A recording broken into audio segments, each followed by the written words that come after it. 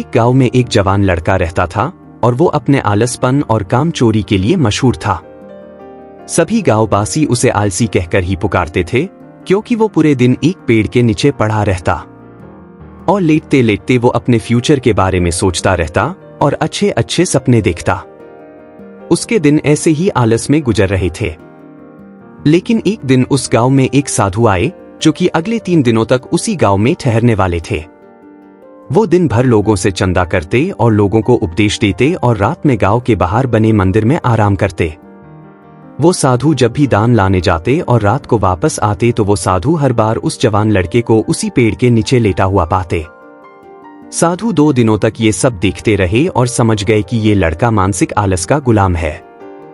तीसरे दिन जब वो वापस लौट रहे थे, वो उस लड़के के पास गए जो अभी भी उसी पेड़ के नीचे लेटा हुआ था। साधु ने लड़के से कहा, बेटे मेरे पास तुम्हारे लिए एक काम है। मैं चाहता हूं कि तुम उस पहाड़ी के चोटी तक जाओ और वहां से मेरे लिए एक पंख लेकर आओ। लड़के ने लेटे लेटे ही अपना सर पहाड़ी के तरफ किया और अपनी नजर उस पहाड़ की चोटी की तरफ ले गया और उसने साधु के तरफ देखा और उपहास लेते हुए कहा, यह असंभव है। मैं उस पहाड़ी के ऊपर तक नहीं जा सकता, मैं बहुत आलसी हूं। साधु ने मुस्कुराते हुए कहा, अरे मुझे जिस पंख की तलाश है वो इस पहाड़ी के शिखर पर भी नहीं मिलेगा, वो तो इस पहाड़ी के दूसरे तरफ एक गुम्फा के अंदर मिलेगा, जिसके लिए इस पहाड़ी के शिखर तक चढ़कर फिर नीचे उतरना होगा। लेकिन वो कोई साधारण पंख नहीं है, वो ऐसा पंख है जिसे तुमने कभी नहीं देखा होगा।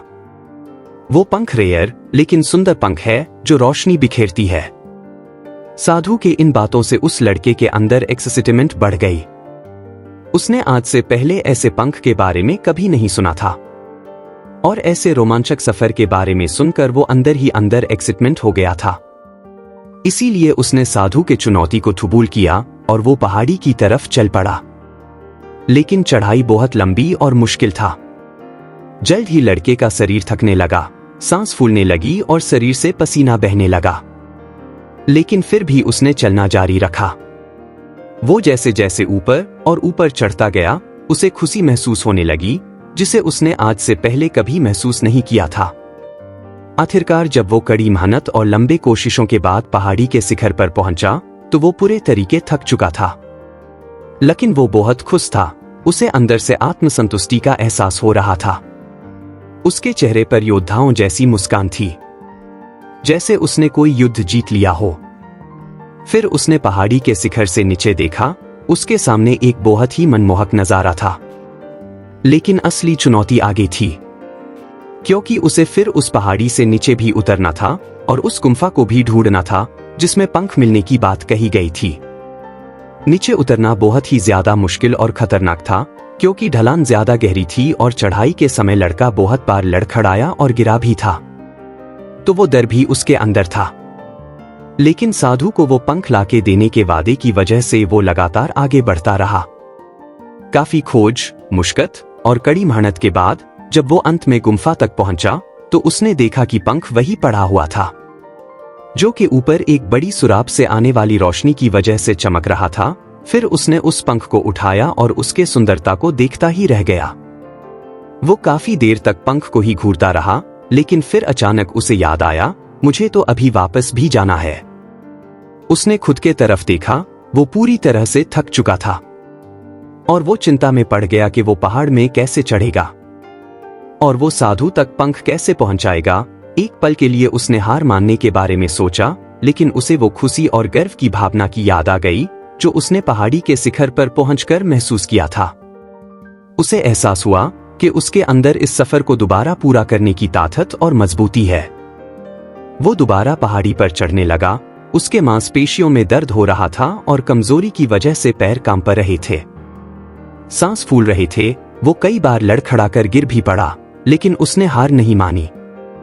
वो खुद को आगे बढ़ाने के लिए लगातार मोटिवेट करता है। अथक मेहनत और घंटों की कड़ी कोशिशों के बाद जब वो साधु के पास पहुंचा और उनके हाथों में वो पंख रखा, तो उसके खुशी का ठिकाना न रहा। उसे महसूस हुआ कि उसने आज अपने आलस पर काबू पा लिया है और कुछ बढ़िया करके दिखाया है। उसके चेहरे पर इतनी खुशी और संतुष्टि का भाव देखकर साधु मुस्कुराए और बोले, बहुत बढ़िया मेरे बच्चे, आज तुमने जीवन का बहुत ही महत्वपूर्ण सबक सीखा है कि आलस कोई ऐसी चीज नहीं है जिसे स्वीकार कर लिया जाए, बल्कि आलस एक चुनौती है जिसे दूर करना होगा। ये एक बाधा है जिसे पार करना होगा और आलस को खत्म करने के लिए तुम्हें अपना पहला कदम उठाना ही होगा।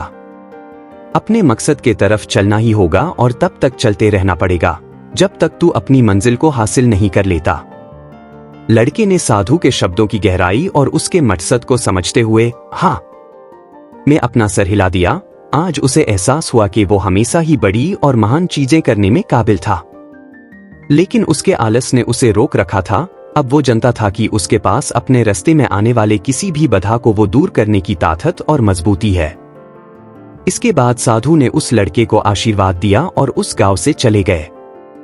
इस कहानी से सीखने वाली बात यह है कि मकसद इम्पॉसिबल लगने के बावजूद भी अगर हम उसे पूरा करने के लिए खुद को आगे बढ़ाते हैं, तब हम अपने अंदर ऐसी ताकत और मजबूती की खोज करते हैं जिसके बारे में हम कभी नहीं जानते थे।